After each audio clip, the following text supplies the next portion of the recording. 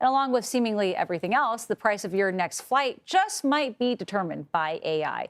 Delta Airlines says it is using it to influence some of its domestic flight prices instead of solely relying on dynamic price systems. And Delta is aiming to use AI pricing for about 20% of its domestic flights by the end of the year. And Sean Cudahy has been following the story. He joins us now on set. He's a senior aviation reporter for the Points Guy.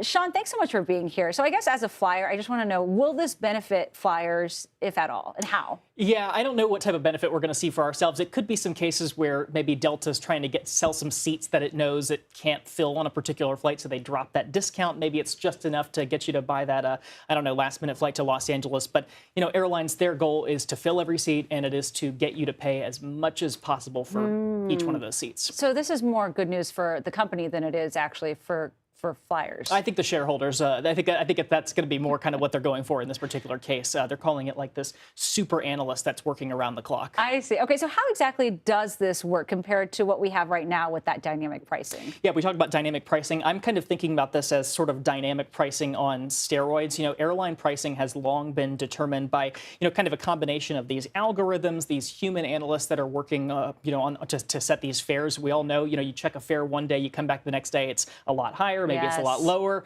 I think that dynamic pricing is about to get a lot more dynamic here with Delta. And do you see this spreading to other companies as well? Where does this go from here? I mean, you just look around, you see all of these different companies that are adopting AI in different ways.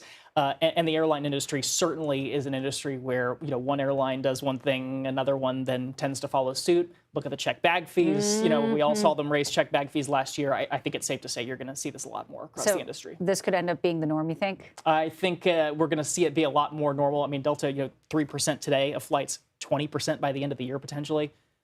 Growing fast. I just want to be able to fly for cheap at this point. I mean, I don't care how it happens. I just want it to happen. Well, we talked about points. The Points Guy, we're all about those points.